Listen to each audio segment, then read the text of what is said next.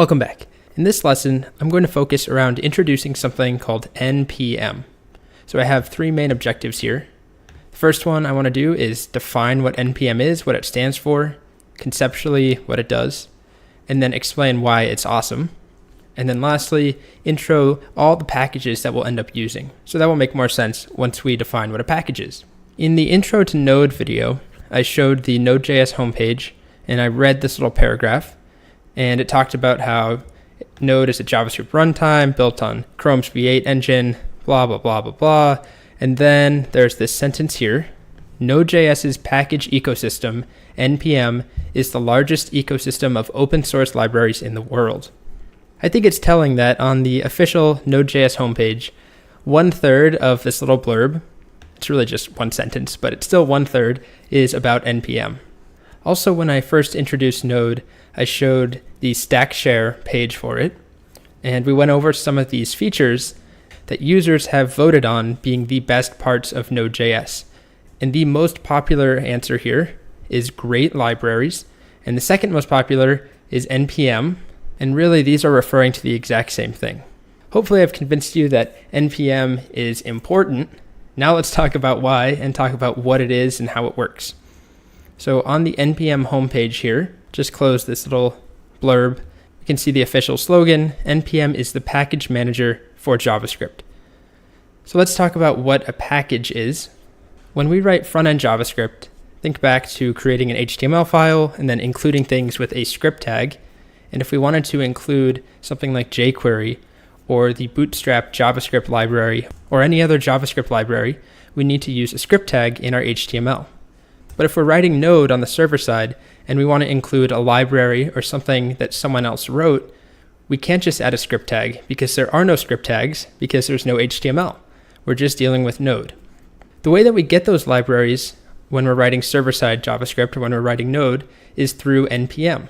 Rather than calling them libraries, NPM refers to them as packages, but it's the same idea. So packages are just code that someone else has written, a group has written, a single person has written, that we can include and add to our own project. And what makes it even more exciting to me compared to including front-end libraries like jQuery or Bootstrap is that all the packages are centralized here on this NPM website. And more importantly, NPM has a command line tool, so I can install things really, really easily. If I wanted to install a package like Express, or Bower, or Gulp, or Forever, whatever these are, all I have to do is type npm install and the name of the package in my command line, and that's it. I don't have to go and find a CDN or a link and copy and paste something. All I have to do is run npm install and then the name of the package, and as long as npm knows about that package, and you can see there's almost 200,000 different packages, it will automatically be installed for me. In the next video, we'll actually do that and install some new packages and import them and use some really simple packages to start. But as we progress through this course, we're going to continually use and add in new packages.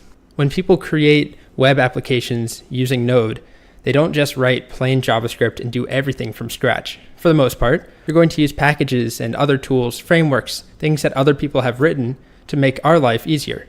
In our stack, we'll be using a package called Express, which you can see here. This one is really popular. We'll also be using another package called Mongoose. And actually, I can show you here, we're using a few different packages, one called Body Parser, another called Morgan, another called EJS, and there are even more that we will eventually introduce. We'll be working with about 10 different packages that we've installed by the end of this course. Let me go back to the objectives and wrap up. So define NPM, we talked about what it stands for, Node Package Manager, and it's this awesome tool that comes with Node that lets us install packages, which are just the JavaScript version or the Node version of libraries, just code that someone else wrote that makes our life easier. And NPM lets us install them really, really easily. So that's one of the reasons why it's awesome. It's easy to use. Also, it's this centralized repository of almost 200,000 different packages.